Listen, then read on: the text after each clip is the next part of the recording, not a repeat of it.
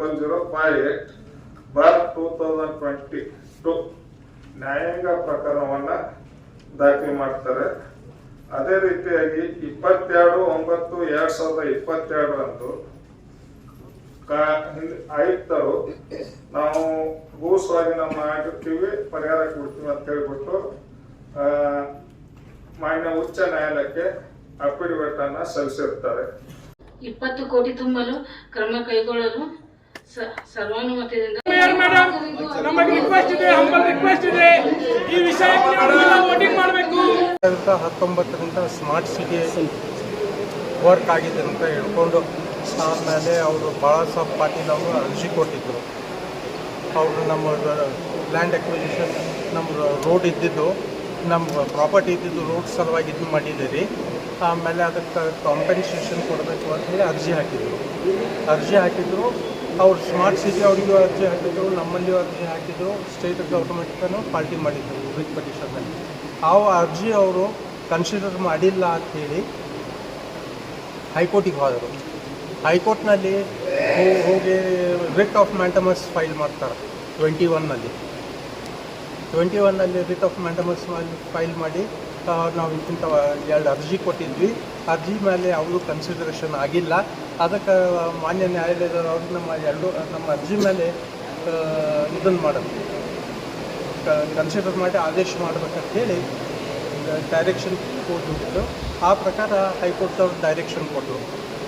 ಅಷ್ಟು ರೆಸ್ಪಾನ್ಸ್ ನಾವು ಜಗದೀಶ್ ಸಾಹೇಬ್ರಿದ್ದಾಗ ಏನು ಲೆಟರ್ ಬರೆದಿದ್ರು, ಆ ಲೆಟರ್ ಮೇಲೆ ಅವರು DC ಅವರು ಆರ್ಡರ್ ಪ್ಲೇಸ್ ಮಾಡಿ ನೀವು ಕಾಂಪೆನ್ಸೇಷನ್ ಕೊಡಬೇಕಾಗ್ತದೆ ಮತ್ತು ನ್ಯೂ ಆ್ಯಕ್ಟ್ ಪ್ರಮಾಣ ನೀವು ಸ್ವಂತ ಸಂಪೂರ್ಣ ಓನ್ ಫಂಡ್ಸ್ ದಟ್ ಕೊಡಬೇಕು, ಏನು ಕಾಂಪೆನ್ಸೇಷನ್ ಕೊಡಬೇಕಂದ್ರೆ ಇವರು 3 ತಿಂಗಳ ಒಳಗೆ 2 ತಿಂಗಳ ಒಳಗೆ ಟೈಮ್ ಮುಗ್ದೈತೆ ಅಂತೇಳಿ ಇದರಿಂದ ಮೀನು ಒಯ್ದು ಕಂಟೆಂಪ್ಟ್ ಹಾಕ್ತಾರೆ ಬಾಳಾಸಾಹೇಬ್ ಪಾಟೀಲ್ ಅವರು.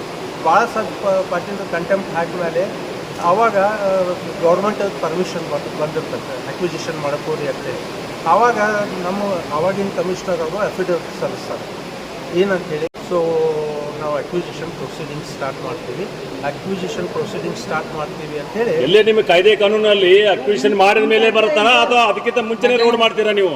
ಸರ್ ಆಕ್ಚುಲಿ ನೀವು ಒಬ್ಬ ಕಾನೂನು ಸಲಹೆಗಾರಾಗಿ ಕಾನೂನು ಯಾಕೆ ಸಲಹೆ ಕೊಡ್ಲಿಲ್ಲ, ಕಾರ್ಪೊರೇಷನ್ಗೆ ಯಾಕೆ ಸಲಹೆ ಕೊಡ್ಲಿಲ್ಲ? ನೀವು ಸರ್ 8 ವಾರಗಳ ಕಾಲ ನಿಮ್ಗೆ ಕಾಲಾವಕಾಶ ಕೊಟ್ಟಿದ್ರು ಕೂಡ ಸ್ಟೇ ಯಾಕೆ ತಗೋಲಿಲ್ಲ? ಯಾವುದು 8 ವಾರಗಳ ಕಾಲಾವಕಾಶ ಕೊಟ್ಟಿದ್ರೆ ನೀವೇ ಹೇಳಿದ್ರಿ ಕೌನ್ಸಿಲ್ ಒಳಗಡೆ, ಅದ್ರೊಳಗೆ ಯಾಕೆ ತಗೋಲಿಲ್ಲ ನೀವು ಸ್ಟೇ? ನೀವು ಯಾಕೆ ಫೇಲ್ಯೂರ್ ಆದ್ರಿ ಅಂತ ನಮ್ಮ ವಾದ. 2 ವೀಕ್ಸ್ನಲ್ಲಿ ಇದು ಮಾಡಿದ್ರು. ಇಲ್ಲ ಸರ್, ನೀವು ಒಳಗಡೆ ಹೇಳಿದ್ರಿ, ಕೌನ್ಸಿಲ್ ಒಳಗಡೆ ಹೇಳಿದ್ರಿ 8 ವಾರ ಕಾಲಾವಕಾಶ ಕೊಟ್ಟಿದ್ರು ಅಂತೇಳಿ. ಅದ್ರೊಳಗೆ ತಾವು ಏನ್ ಮಾಡ್ತಾ ಇದ್ರಿ? ನೀವು ಅಂತ ನನಗೆ ಗೊತ್ತಿಲ್ಲ. 8 ವಾರಗಳ ಕಾಲ ಕೊಡ್ಸಾಕ ತಾವು ಏನ್ ಮಾಡ್ತಾ ಇದ್ರಿ? 2019 ಕೇಸ್ ಪ್ರಕರಣ ಆಗತ್ತೆ, 21ವರೆಗೆ ಕೂಡ ತಾವು ಏನ್ ಮಾಡ್ತಾ ಇದ್ರಿ? ನೀವು ಫುಲ್ ಫೇಲ್ಯೂರ್ ಆಗಿದ್ರಿ ಅಂತ ನಿಮ್ಮ ಮೇಲೆ ಆರೋಪ ಇದೆ. ನಮ್ಮಿಂದ ಯಾವುದು ಫೇಲ್ಯೂರ್ ಆಗಿಲ್ಲ. 8 ವಾರ ಕಾಲ ಯಾಕೆ ಏನ್ ಮಾಡ್ಲಿಲ್ಲ ನೀವು? 8 ವಾರಗಳ ಕಾಲ ಏನು ಮಾಡಿಲ್ಲ ಯಾಕೆ? ಡೈರೆಕ್ಟ್ ಇವರು ಗವರ್ಮೆಂಟ್ ಎಲ್ಲ ಬರಲ್ರಿ ಸರ್, ನೀವು ಹೇಳ್ಬೇಕಾಗಿತ್ತಲ್ಲ. ಕಾನೂನು ಸಲಹೆಗಾರ ತಾನು, ಕಾರ್ಪೊರೇಷನ್ಗೆ ಕಾನೂನು ಸಲಹೆಗಾರ ತಾನು ತಾವು. 8 ವಾರ ಕಾಲ ಯಾಕೆ ಏನ್ ಮಾಡ್ಲಿಲ್ಲ? 8 ವಾರ ಕಾಲ ಯಾಕೆ ಏನ್ ಮಾಡ್ಲಿಲ್ಲ? ಮತ್ತೆ ಎದಕ್ಕಿದ್ರಿ?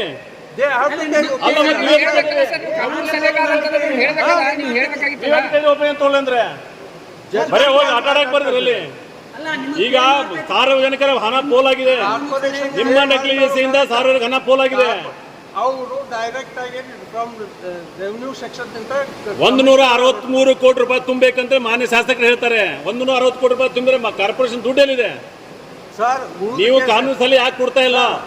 They have not taken my opinion at all. Directly they have sent the papers to the government. ಅಲ್ಲ ಸರ್, ನೀವು ಅವ್ರು ಏನು ಹೇಳಿದ್ರು, consider the application in accordance with law. ಅವ್ರು ಏನು ಕಾರ್ಪೊರೇಷನ್ದವ್ರು ಕನ್ಸಿಡರ್ ಮಾಡಿ ಅವ್ರು ಕಾಂಪೆನ್ಸೇಷನ್ ಕೊಡಿ ಅಂತ ಆರ್ಡರ್ ಮಾಡಿಲ್ಲ. ಕಾಂಪೆನ್ಸೇಷನ್ ಕೊಡಿ ಅಂತ ಆರ್ಡರ್ ಮಾಡಿ ಡೆಫಿನೆಟ್ಲಿ ರಿಟ್ ಅಪೀಲ್ ಮಾಡ್ತೀವಿ. ನಿಮಗೆ 8 ವಾರ ಟೈಮ್ ಮಲಗಿದ್ರೆ ನೀವು? 8 ವಾರ ಟೈಮ್ ನೀವು ಯಾಕೆ ಮಲಗಿದ್ರೆ? ಏನು ಹೇಳ್ಬೇಕಾಯ್ತಲ್ಲ, ಕೋರ್ಟ್ ಕೇಸ್ ಅಟೆಂಡ್ ನೀವೇ ಮಾಡ್ತಾ ಇದ್ರು ತಾನೆ? ನೀವು ಹೇಳ್ಬೇಕಾಗಿತ್ತು. 20 ಕೋಟಿ ರೂಪಾಯಿ ನಿಮ್ ಕೈಲಿ ತುಂಬ್ತೀರಾ ಈಗ? Panel advocates appear. I am the nodal officer between the. ನೀವು ಏನಾದರೂ ಇರಲಿ ಸರ್, ನೀವು ಹೊರಗಡೆ ಕೌನ್ಸಿಲ್ ಮಾತಾಡಿದ್ರೆ ತಾನೆ, ಕೌನ್ಸಿಲ್ ಮಾತಾಡಿದ್ರೆ ತಾನೆ, ನೀವು ಕೌನ್ಸಿಲ್ ಮಾತಾಡಿದ್ರೆ ಹೇಳ್ತಾ ಇದ್ದೀವಿ ನಾವು, ಹೊರಗಡೆ ನಮ್ದೇನು ಹೇಳ್ತಾ ಇಲ್ಲ. ನೀವೇನು ಮಲ್ಕೊಂಡಿದ್ರಾ? ನೀವೇನ್ ಮಾಡಿಲ್ಲ ಯಾಕೆ They have not taken my opinion at all. ಯಾಕೆ ತೋಳಿಲ್ಲ ಅವ್ರಿಗೆ ಅಲ್ಲ ಸರ್ ನೀವ್ ಇದ್ರಲ್ಲ ಅಲ್ಲ ಸರ್ ನೀವು ಒಳಗಡೆ ಅಲ್ಲ ಸರ್ ನೀವು ಕಾನೂನು ಸಲಹೆಗಾರ ಕೆದಕದ್ರಿ ಮತ್ತೆ ನೀವು ಬಿಫೋರ್ ದ ಕೋರ್ಟ್ ಯಾರಿದ್ರು ಸರ್ ಅವ್ರು ತಗೊಂಡಿಲ್ಲ ಅಂದ್ರೆ ಅಲ್ಲ ಬಿಫೋರ್ ದ ಕೋರ್ಟ್ ಯಾರು ನೀವು ಹೋಗಿದ್ರಿ ತಾನೆ ಇಲ್ಲ, ನಾವು ಯಾವ ಕೇಸ್ ಆಗಿದ್ರು ಮತ್ತೆ ಎದಕ್ಕದ್ರಿ ನೀವು my advocates 163 ಕೋಟಿ ರೂಪಾಯಿ ತುಂಬಬೇಕಾಗಿದೆ ನೀವ್ ಏನ್ ಮಾಡ್ತಾ ಇದ್ರಿ ಮತ್ತೆ ನೀವು ರೋಡ್ ಮಾಡೋಕ್ಕಿಂತ ಮುಂಚೆ where is Haryana? ಅಲ್ಲ ಅವ್ರು ಹೇಳಿದ್ರಲ್ಲ MLA ಅವರು ಹೇಳಿದ್ರಲ್ಲ ನೀವು ಕೇಳ್ಕೊಂಡು ಎರಡು ಕಿವಿಯಿಂದ ಕೇಳಿದ್ರಲ್ಲ Sir, ಎರಡು ಕಿವಿಯಿಂದ ತಾವು ಕೇಳಿದ್ರಿ 163 ಕೋಟಿ ರೂಪಾಯಿ ತುಂಬೋದಿದೆ ಅಂತ ಹೇಳಿ ಎಲ್ಲಿದೆ ಅಂತ ಹೇಳಿ ನಾವೇನ್ ಹೇಳೋಣ ನೀವು ಮಾಡಿದ ತಪ್ಪಿಗೆ ಜಡ್ದಾಗ ದುಡ್ಡು ಕಟ್ಟಬೇಕು Sir, it is the fault of the then commissioner who has sent this to the government. Not, they have not taken the legal opinion at all. ಆ ಕಮಿಷನರಾ ಹಳಿ ಕಮಿಷನರ್ ಅವರು ಜಗದೀಶ್ ಅಂತಿದ್ದವರು 2000 ರೆವಿನ್ಯೂ ಸೆಕ್ಷನ್ ನಿಂದ ಫೈಲ್ ಪುಟಪ್ ಆಗಿದೆ. Revenue section ನಿಂದ file put up ಅಲ್ರಿ ಎಂಟು ವಾರ ನಿಮಗೆ ಕಾಲಾವಕಾಶ ಯಾವಾಗ ಕೊಟ್ರು ಕೋರ್ಟು 2021.